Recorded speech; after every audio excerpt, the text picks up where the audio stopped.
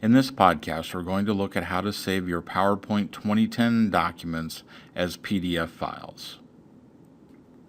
To do that, you would go here, and once you have your file open, go up here to the File menu and go to Save As.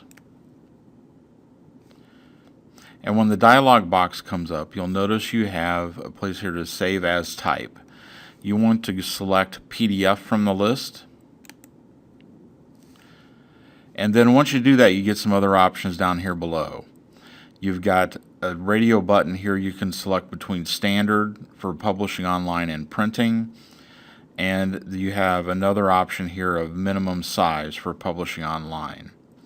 Now, generally, if you're expecting the person receiving the document to print it, you probably want to stay with that standard option at the top. You're going to get a slightly bigger file size than if you do the minimum size, but saving the PowerPoint as a PDF file is already going to reduce the file size. So I'm going to go ahead and stay with the standard option here. I'm going to go ahead and click on the Options button. And here, this looks like the printer dialog box when you go to print something, because you're actually printing a PDF file here. So you have the ability here to select the range of slides that you want to print. You don't have to do the entire file. So once you make your selections there, you can go ahead and move on. Under Publishing Options, this is where we're going to make the changes. Here you have the ability to publish slides, handouts, note pages, or the outline view. Slides is going to be one slide per page, just like it is in a PowerPoint presentation. If you need to produce a document that has lots of text or has lots of images that the person needs to be able to see really well the detail that's in those, then you want to stick with just slides. But if it's content that can be reduced so that the images and the text are still readable with multiple per page, then you want to go with handouts. And when you select handouts, you have the ability here to select 1 to 9 slides per page. The most common option is to do 6 slides per page. And you'll notice that it shows here those 6 slides.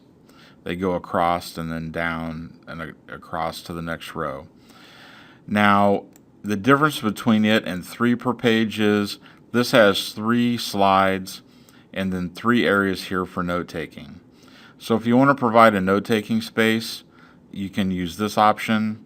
If you use 6 per page, then there's also some area here around the edges where you can take notes, but you get a lot fewer pages to print out. There's also the option to have 2, 3, 4, or 9 per page. 9 will probably be too small for most uses. The text is going to be very small on those, but it may be an option for some people. I'm going to go ahead and select 6 per page. You do have the option to change the order here between horizontal and vertical. Horizontal has them going page 1 and then 2, then 3, 4, 5, and 6. Vertical has going down one column, then going down the other column. I want the horizontal version. And then if you're using light colored slides and they may blend into the background, you can put a frame around the slides. My slides have a border around them, so that doesn't need to happen for my slides. But if you are using like white slides with a design, you may want to go with a frame so they stick out from the page a little bit. And then I'm going to take the remaining options. I'm just going to use the defaults and select OK. Now I need to give it a name, and I'm just going to go ahead and replace the document I already have there, and it's going to print out the PDF file. So here I have my PDF with 9 per page. You notice that for mine, the images and the text are fine for my purposes.